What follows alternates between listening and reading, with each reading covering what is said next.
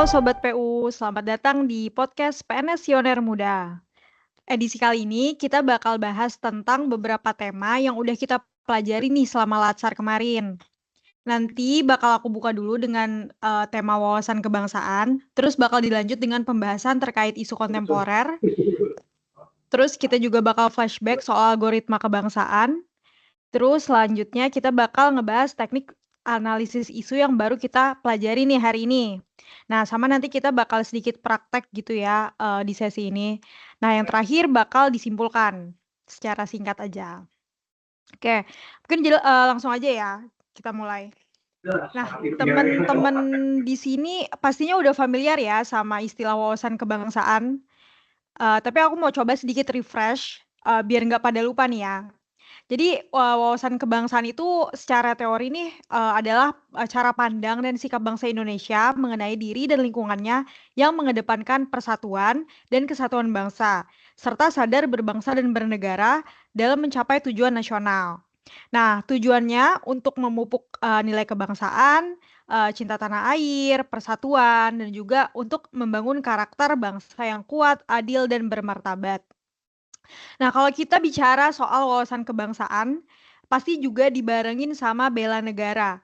Kalau bela negara sendiri ini, kayak perwujudannya dari wawasan kebangsaan tadi. Jadi bentuk kesadaran, kontribusi, dan cinta pada tanah air, dia yang dilakukan sebagai melalui upaya individu yang berperan aktif melalui profesi dan melibatkan diri dalam menjaga keutuhan negara. Nah, itu nggak dilakukan dengan ya kayak harus jadi gabung TNI kayak gitu ya, kayak angkat senjata, perang, nggak gitu. Ini tadi ada kata-kata melalui profesi ya, jadi kita bisa dari hal-hal yang, terkait sama profesi kita. Misalnya kita sebagai ASN, kita, bekerja melayani publik dengan sepenuh hati gitu ya, menjaga integritas gitu. Bisa juga nih di lingkungan, komunitas gitu ya, maksudnya sosial gitu, kita melibatkan diri di kegiatan sosial, misalnya di bertetangga gitu ya, kita menjaga kerukunan di lingkungan tetangga kita gitu. Itu jadi kontribusi yang memang bisa dilakukan dari profesi kita sendiri gitu, atau peran kita di masyarakat. Oke. Tadi aku udah sedikit bahas ya soal wawasan kebangsaan, terus bela negara gitu ya. Gimana aspek ini tuh saling mendukung dan juga, penting gitu ya nilai-nilainya untuk dibawa ke kehidupan sehari-hari. Khususnya, kalau kita, di masa sekarang ini menghadapi tantangan, di zaman sekarang gitu. Kalau bicara soal tantangan nih, kita sebagai bangsa Indonesia itu, khususnya generasi muda ya, dihadapi dengan tantangan atau isu-isu yang, beragam gitu ya. Jadi isu-isu kontemporer gitu. Nah, mulai dari masalah lingkungan, politik, ekonomi gitu ya, sampai ke teknologi gitu, menyangkut digitalisasi gitu ya. Mungkin, kita bisa langsung aja ya, dengar penjelasan nih dari Mas Irwan terkait isu kontemporer dan nanti kita bisa lanjut ke Mas Iqbal, untuk, ngebahas gitu ya, apa aja sih yang udah dibahas juga di episode sebelumnya terkait, isu kontemporer. Mungkin langsung aja ya, Mas. Masih Mbak Ira, jadi soal isu kontemporer ya, jadi flashback dikit gitu ya. Jadi apa sih isu kontemporer itu kan kayak semacam masalah atau fenomena yang terjadi yang relevan dengan kondisi yang sekarang ya. Baik itu skalanya lokal, nasional maupun global.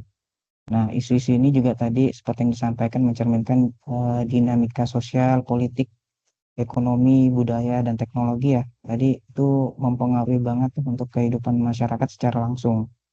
Nah, beberapa karakteristik isu kontemporer itu kayak macam aktual dan dinamis. Jadi dia berkembang seiring waktu dan perkembangan teknologi gitu. Kemudian multidimensi itu melibatkan beberapa aspek kehidupan dan aktor-aktor sosial. Kemudian menimbulkan perdebatan. Jadi isu muncul terus terjadi pro kontra dan opini publik ya yang liar gitu. Kemudian dia itu butuh solusi kolektif. Jadi nggak bisa diselesaikan sendiri. Itu harus ada beberapa pihak yang terlibat. Terus terkait tantangan dan dampaknya itu misalnya gini, perubahan iklim gitu, menuntut kebijakan lingkungan yang berkelanjutan. Kemudian digitalisasi, apakah dia membawa kemudahan tapi dengan resiko kayak hoax, pelanggaran privasi gitu ya. Kemudian dari sisi kesenjangan sosial memicu ketidakpuasan dan potensi konflik ya. Kemudian ada toleransi dan polarisasi yang mengancam persatuan bangsa. Contoh deh isu strategi kontemporer itu kayak indeks ketahanan nasional, eh, multipolarasi kekuatan global gitu, sengketa Laut Cina Selatan dan macam-macam lah. Korupsi, judul, pinjol pun juga termasuk isu-isu strategis kontemporer. Kemudian kenapa sih penting buat isu ini tuh dipahami gitu ya? Yang pertama itu bisa menumbuhkan kesadaran sosial dan empati masyarakat. Kemudian membantu dalam pengambilan keputusan yang lebih bijak, kemudian mendorong partisipasi aktif masyarakat gitu ya. Kemudian menjadi dasar dalam kebijakan publik. Jadi isu kontemporer itu bisa dibilang kayak cerminan dari zaman kita ya. Penuh tantangan tapi juga penuh peluang. Jadi dengan kesadaran, pendidikan, dan komitmen terhadap nilai-nilai kebangsaan, kita tuh dapat menjadikan isu-isu ini tuh sebagai titik tolak untuk perubahan yang positif. Jadi sebagai warga negara, kita tidak hanya dituntut untuk memahami, tapi juga dituntut untuk bertindak, berkontribusi, dan menjaga arah bangsa agar tetap berpijak pada keadilan, persatuan, dan kemanusiaan. Seperti itu sih Mbak Ira terkait isu-isu kontemporer ya yang udah kita pelajari beberapa hari yang lalu. Selamat pagi rekan-rekan Kaira. Ya, kemarin kita sempat nih bahas salah satu isu kontemporer ya. Nah, kita itu kemarin tuh bahas salah satu isunya itu yaitu kedaulatan digital. Ya sedikit kelas balik ya mengenai kedaulatan digital yang kita bahas pada podcast edisi pertama kemarin, yaitu yang pertama definisinya dulu. Ya. Kemarin tuh kedaulatan digital adalah kuasa penuh atas data, sistem, dan lalu lintas digital di wilayahnya. Tantangan muncul dari berbagai kasus kebocoran data besar kayak BPJS Ketenagakerjaan, BSI, Dukcapil, hingga KPU yang menunjukkan kelemahan keamanan cyber nasional. Selain itu, potensi ancaman meliputi phishing, ransomware, defecting situs pemerintah, DDoS, malware, pencurian identitas, hingga penyebaran hoax yang berimbas pada stabilitas politik dan opini publik. Kedaulatan digital bukan cuma keamanan sistem aja, tapi juga kendali atas arus informasi yang membentuk opini masyarakat. Contohnya hoax pada pemilu 2024 menunjukkan bagaimana algoritma media sosial dapat memperkuat disinformasi. Masyarakat Indonesia saat ini cenderung menjadi konsumen pasif di platform asing sehingga rentan terhadap ketergantungan digital, kebijakan di luar negeri, serta dampak sosial ekonomi. Pada bahasan kemarin, beberapa solusi yang diusulkan menurut teman-teman ini untuk pemerintah dan lapisan masyarakat yaitu meliputi peningkatan literasi digital produktif, mendukung ekosistem lokal, dan mendorong partisipasi aktif masyarakat dalam ekonomi digital. Tapi pemerintah juga merespon tantangan ini dengan mengesahkan UU IT dan UU Perlindungan Data Pribadi atau UU PDP. Kedaulatan digital Indonesia bukan hanya tugas pemerintah, tetapi tanggung jawab semua seluruh warga negara. Gitu, Kak Ira. Oke, makasih Mas Iqbal. Jadi kita udah bahas ya secara detail gitu ya, dari Mas Irwan tadi juga udah nyebutin berbagai macam isu kontemporer gitu. Memang isu kontemporer ini sesuai sama zamannya gitu ya. Tantangannya tuh di, generasi kita tuh ya tadi, udah disebutin juga, sama Mas Iqbal, salah satunya adalah, soal kedaulatan digital gitu ya, keamanan cyber gitu. Nah, kaitannya itu isu kontemporer dengan wawasan kebangsaan itu yang tadi aku mention di awal itu gimana sih? Jadi, ini tuh kayak gimana kita sebagai bangsa Indonesia menjadikan wawasan kebangsaan ini sebagai, cara pandang kita dan kita terapkan gitu ya nilai-nilai wawasan kebangsaan ini dalam menghadapi tantangan di zaman sekarang. Nah, dari sini nih muncul nih konsep algoritma kebangsaan gitu ya, ini jadi relevan ya. Sudah sempat juga dibahas di edisi sebelumnya terkait algoritma kebangsaan ini, dan algoritma kebangsaan itu punya fungsi sebagai langkah sistematis untuk menyelesaikan tantangan masa kini gitu ya. Kayak kalau wawasan kebangsaan itu kompas, Nah, algoritma kebangsaan itu tuh peta jalannya gitu ya. Mungkin kita bisa dengar nih dari Mas Irwan Agus tentang apa yang udah kita bahas, gimana caranya algoritma kebangsaan itu menyelesaikan masalah, bukan masalah sih, lebih ke kayak tools gitu ya untuk meningkatkan gitu, lebih baik. Kalau kemarin kita bahas soal PU gitu, to make PU better and stronger gitu ya. Mungkin bisa langsung aja, Mas. Saya melanjutkan dari flashback algoritma kebangsaan ya. Terdengar kita algoritma tuh kayak kalkulator, banyak angka dan lain-lain. Tapi dalam konsep algoritma kebangsaan itu sendiri, itu adalah suatu kerangka berpikir ya, atau langkah-langkah sistematis. Tadi benar yang dibilang Mbak Ira, untuk menanamkan, mengembangkan, dan mengamalkan nilai-nilai kebangsaan itu sendiri. Guna apa? Guna untuk menjalani kehidupan berbangsa dan bernegara. Nah, kita singkat saja gitu ya. Langsung contoh algoritma kebangsaan itu dari aku pribadi ada beberapa gitu ya. Misalkan dari lingkungan sekolah, misalkan siswa-siswa bisa mengikuti upacara bendera, menghormati gurunya, dan menjaga lingkungan sekolah gitu ya. Kalau misalkan di daerah masyarakat, bisa tuh warga terlibat dalam kegiatan kerja bakti, gotong royong, ronda malam, dan apalah itu semuanya yang bisa menyelesaikan masalah bersama di masyarakat. Kemudian ada juga di dalam dunia digital, kita menyesuaikan zaman gitu ya. Sudah banyak gitu pengguna media sosial kayak menyebarkan informasi itu yang benar gitu dan menghindari ujaran-ujaran kebencian. Itu salah satu implementasi dari algoritma kebangsaan. Nah, untuk kita yang sekarang di lingkungan PU itu di lingkungan kerja. Nah, itu bisa diaplikasiin untuk mengedepankan integritas gitu ya, bekerja secara profesional dan saling mendukung dalam kemajuan instansi. Caranya gimana? Ya dengan mengedepankan transparansi. Misalkan kita bisa memanfaatkan digital itu kayak eh, masyarakat tuh bisa memantau juga keadaan proyek-proyek tuh di software-software yang kita bikin untuk terlihat gitu ya transparansinya. Jadi untuk menjelaskan sebelumnya yang what we can do to make PU better and stronger, gimana caranya sih PU tuh bisa lebih baik dan stronger dan lebih kuat gitu ya. Yaitu salah satunya dengan mengimplementasikan algoritma kebangsaan itu sendiri di lingkungan kerja itu sendiri. Jadi intinya algoritma kebangsaan itu adalah gabungan semangat nasionalisme dan inovasi kerja buat penyelesaian seluruh masalah pembangunan, khususnya yang di ruang lingkup Kementerian Pekerjaan Umum gitu, Mbak Ira. Oke, makasih Mas Irwan Agus. Jadi udah dijelasin ya, detail gitu ya.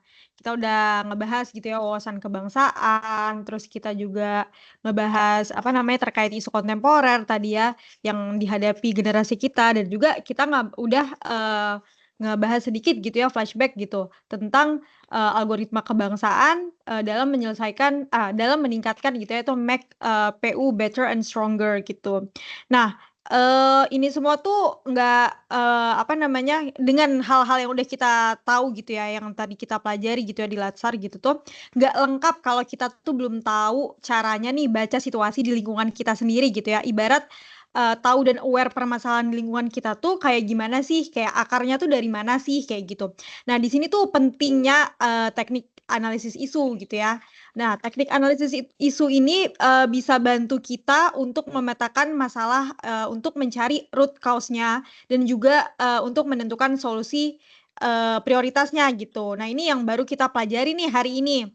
Nah, ini juga bakal bantu kita gitu ya buat tahu solusi yang tepat dari permasalahan itu seperti apa.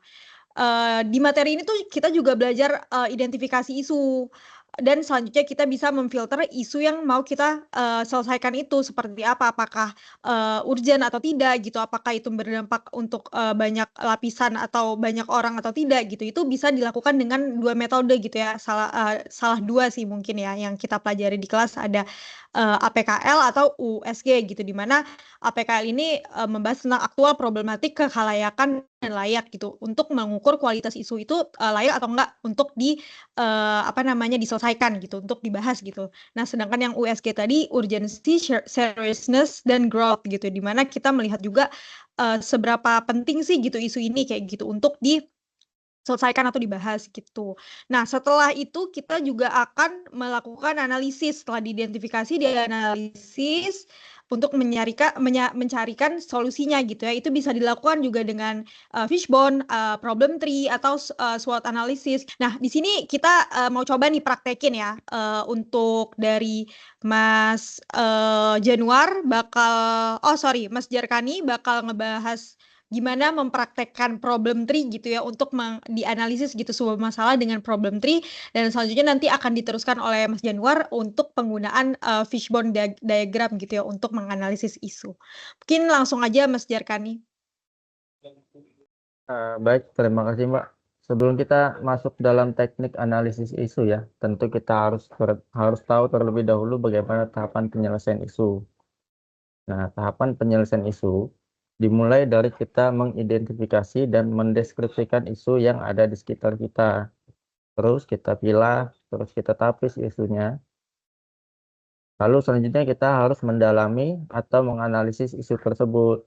Barulah kita mencari alternatif penyelesaiannya. Nah, untuk menyelesaikan isu yang terjadi, terdapat cara atau teknik yang dapat digunakan sebagai tools, seperti yang sudah dijelaskan Mbak tadi ya, untuk mempermudah atau mencari permasalahan dan bagaimana cara penyelesaiannya. Nah, teknik analisis isu dimulai mencari gagasan kreatif, lalu diwujudkan dengan kegiatan yang akan memberikan kontribusi pada visi, misi, tusi ke individu, atau ke unit kerja, atau ke organisasi tempat teman-teman semuanya ya. Dan diharapkan dapat memperkuat nilai-nilai organisasi di masa yang akan datang. Nah, salah satu teknik analisis isu yang seringkali digunakan adalah problem tree. Bagaimana cara kita analisis isu menggunakan analisis teknik problem tree itu ya.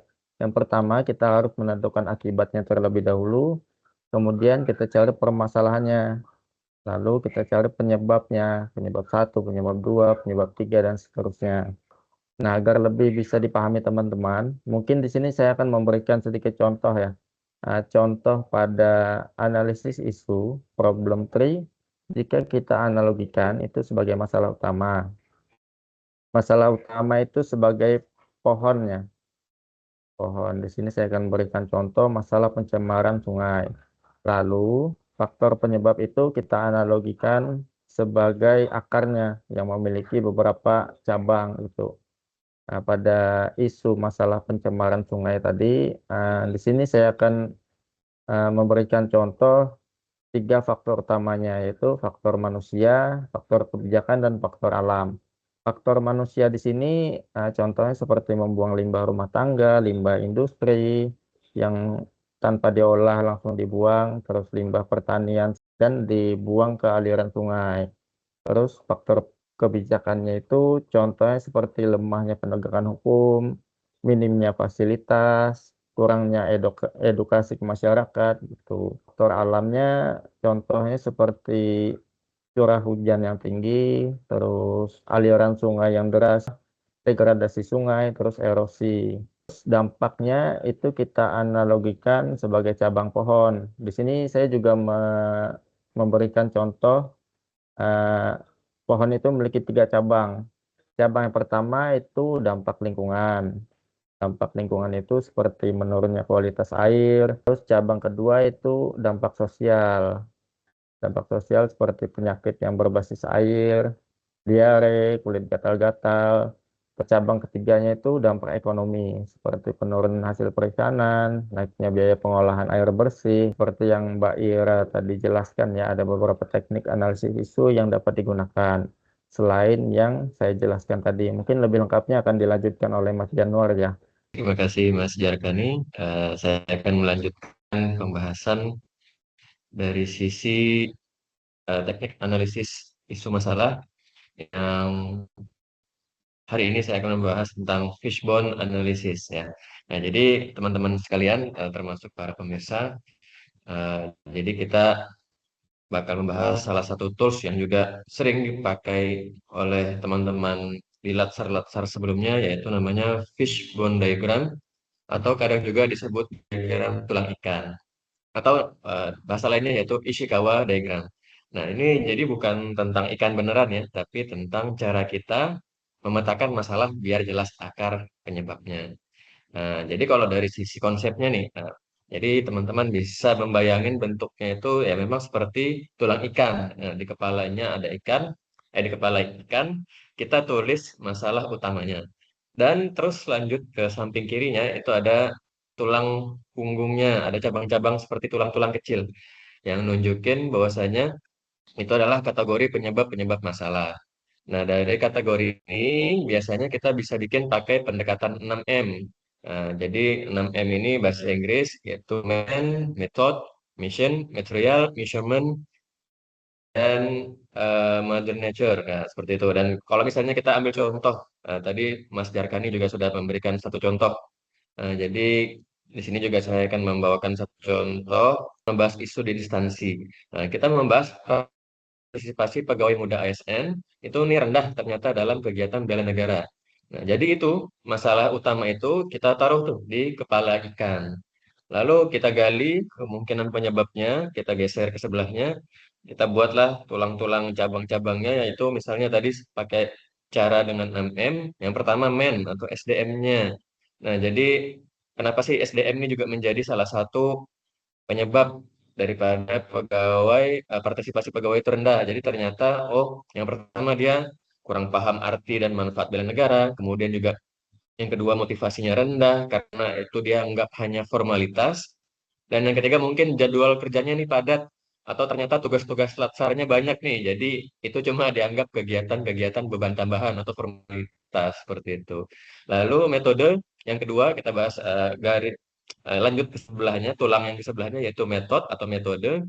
Jadi ternyata penyebab utamanya ASN teman-teman pegawai muda ini rendah. Nah, ternyata mungkin ya kita analisis ternyata ada tiga juga penyebabnya. Misalnya salah satunya sosialisasinya ternyata cuma lewat surat atau email resmi yang kaku, yang tidak menjelaskan secara utuh.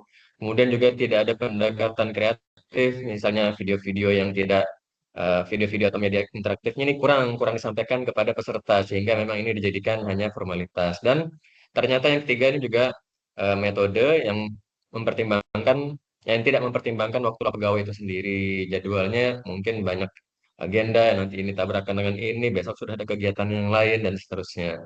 Nah, mungkin juga kita lanjut ke tulang yang lain yaitu mesin atau peralatan atau perangkat. Nah, jadi eh, walaupun sekarang ada platform Zoom ya mungkin tapi prasarana yang digunakan itu juga kurang memadai seperti itu. Misalnya nanti ada keterbatasan ruangan, kemudian juga tidak adanya internet yang stabil seperti itu dan juga mungkin teknologi-teknologi presentasi yang digunakan itu juga terlalu kuno. Nah, lanjut lagi ke tulang yang selanjutnya itu adalah material atau bahan atau materi. Nah, ini yaitu salah satunya materi yang terlalu teoritis, minim simulasi atau studi kasus. Nah, jadi kadang misalnya ini ada beberapa oknum-oknum ataupun pemateri yang kurang kurang jelas seperti itu. Jadi banyak teorinya aja. Ternyata kasus di lapangannya tidak terlalu relevan dengan apa yang dialami oleh teman-teman ASN. Kemudian juga ternyata modul digitalnya itu juga kurang kurang bisa diakses, misalnya seperti itu, dan terbatas. Nah, kemudian juga kita coba lagi nih, karena sudah 4M, M yang kelima itu adalah measurement atau pengukuran. Jadi indikator itu tidak ada yang bisa dipakai untuk menilai keberhasilan kegiatan. Jadi indikatornya seperti belum jelas, seperti itu. Kemudian juga evaluasinya teman-teman yang ASN muda yang kurang berpartisipasi ini ternyata hanya absensi, tidak mengukur bagaimana pemahaman ASN itu sendiri ataupun melihat daripada perubahan-perubahan sikap dan tidak adanya feedback atau tindak lanjut setelah adanya kegiatan. Dan M yang terakhir itu adalah mother nature, yaitu lingkungan atau faktor eksternal. Mungkin teman-teman ASN merasa budaya kerja di instansinya itu kurang mendorong untuk berpartisipasi aktif. Kemudian juga pandangan negatif dari senior, ataupun juga cuaca yang buruk, lokasi yang jauh, dan ini juga mempersulit kehadiran. Nah, jadi dari peta-peta tulang ikan ini kita bisa lihatlah penyebab utamanya ternyata mungkin di metode, material, dan man. Nah, jadi kita bisa fokus ke solusinya yaitu Pertama mungkin kita bisa buat kampanye kreatif yang relevan dengan generasi muda ASN. Kemudian juga kita bisa memperbarui materi dan simulasi dan studi kasus yang menarik. Dan yang ketiga kita bangunlah kesadaran teman-teman ASN ini melalui role model atau influencer misalnya yang juga sangat banyak digunakan oleh kawan-kawan di media sosial. Nah, jadi itu intinya fishbone diagram itu seperti peta X-ray kita buat masalah. Dia nggak cuma nunjukin apa yang kelihatan di permukaan, tapi juga apa yang tersembunyi di baliknya. Dan buat CPNS, kita selaku CPNS ini penting banget nih, supaya nggak salah kasih solusi. Karena kalau analisis kita dangkal, nah jadi solusi kita ya itu cuma jadi tempelan, bukan perbaikan nyata. Nah, mungkin itu Mbak Ira, saya kembalikan. Oke, terima kasih Mas Jarkani dan Mas Januar. Tadi kita udah ngobrol banyak ya tentang materi-materi yang udah dipelajari selama Latsar gitu. Mulai dari wawasan kebangsaan, isu-isu kontemporer, terus juga algoritma kebangsaan, dan yang terakhir teknik analisis isu ya yang tadi udah dibahas sama Mas Jarkani dan Mas Januar gitu ya, udah disampaikan juga gitu contoh penerapannya gimana gitu. Nah, yang terakhir nih, Mas Jeffrey mungkin bisa tolong nyimpulin dari apa yang udah kita diskusiin tadi ya, Mas, secara singkat aja biar teman-teman yang lain juga bisa lebih paham gitu. Oke, silakan, Mas. Ya, makasih Mbak. Nah, saya akan menyimpulkan pembahasan kita yang telah kita perbincangkan dan juga yang telah kita pelajari selama pembelajaran agenda 1 ya di pelatihan dasar kali ini. Yaitu kita memulai dari wawasan kebangsaan. Ya, wawasan kebangsaan ini secara teori adalah cara pandang dan sikap bangsa Indonesia mengenai diri dan lingkungannya yang mengedepankan persatuan dan kesatuan bangsa, serta sadar berbangsa dan bernegara dalam mencapai tujuan nasional. Nah, kalau wawasan kebangsaan ini kan biasanya erat dengan bela negara ya. Nah, bela negara sendiri adalah bentuk kesadaran, kontribusi, dan cita kepada tanah air dilakukan melalui upaya individu berperan aktif melalui profesi dan melibatkan diri dalam menjaga keutuhan negara. Contohnya di kita sendiri yaitu untuk ASN sudah ditanamkan dengan berakhlak ya. Jadi kita melakukan segala macam pekerjaan kita secara mengedepankan berakhlak. Nah, isu kontemporer adalah masalah atau fenomena yang sedang berlangsung dan relevan dengan kondisi zaman sekarang, baik dalam skala lokal, nasional, maupun global. Isu-isu ini mencerminkan dinamika sosial, politik, ekonomi, budaya, dan teknologi yang mempengaruhi kehidupan masyarakat secara langsung. Isu yang dibahas yaitu kedaulatan digital, yaitu lemahnya keamanan cyber. Nah, setelah kita mempelajari isu kontemporer, kemarin kita juga mempelajari algoritma kebangsaan. Nah, algoritma kebangsaan adalah suatu kerangka berpikir atau tata langkah sistematis yang digunakan untuk menanamkan, mengembangkan, dan mengamalkan nilai-nilai kebangsaan dalam kehidupan berbangsa dan bernegara. Ibarat algoritma dalam dunia teknologi, algoritma kebangsaan menjadi panduan kerja yang memastikan setiap individu berkontribusi pada tujuan bersama, yaitu terwujudnya persatuan, keadilan, dan kemakmuran bangsa. Nah, setelah itu juga kita membicarakan tentang what we can do to make PU better and stronger, mengimplementasikan algoritma kebangsaan di dalam lingkungan pekerjaan, khususnya di kita Kementerian PU. Kalau kita gunakan sebagai tools to make PU better and stronger, algoritma kebangsaan adalah semangat nasionalisme dan inovasi kerja buat penyelesaian seluruh masalah pembangunan. Nah, juga hari ini kita mempelajari tentang teknik analisis isu ya, yang teknik analisis ini juga membantu kita dalam memetakan masalah, mencari akar permasalahannya, dan menentukan solusi prioritasnya. Nah, terdapat dua teknik yang digunakan untuk menganalisis isu, yaitu problem tree dan fishbone analysis. Kedua teknik analisis ini menunjukkan bahwa masalah itu biasanya nggak muncul sendirian, tapi hasil dari banyak faktor yang saling sambung-menyambung ataupun saling mempengaruhi dan terpengaruhi. Begitu, Mbak. Oke, terima kasih Mas Jeffrey udah bantu nyimpulin dari diskusi hari ini ya. Sekarang nih kita udah sampai nih ya di penghujung diskusi. Terima kasih untuk mas-mas semuanya yang sudah ikut diskusi terkait materi yang selama ini udah kita pelajari di agenda 1. Semoga materi ini bisa diterapkan di dalam lingkungan pekerjaan dan juga di lingkungan sehari-hari ya.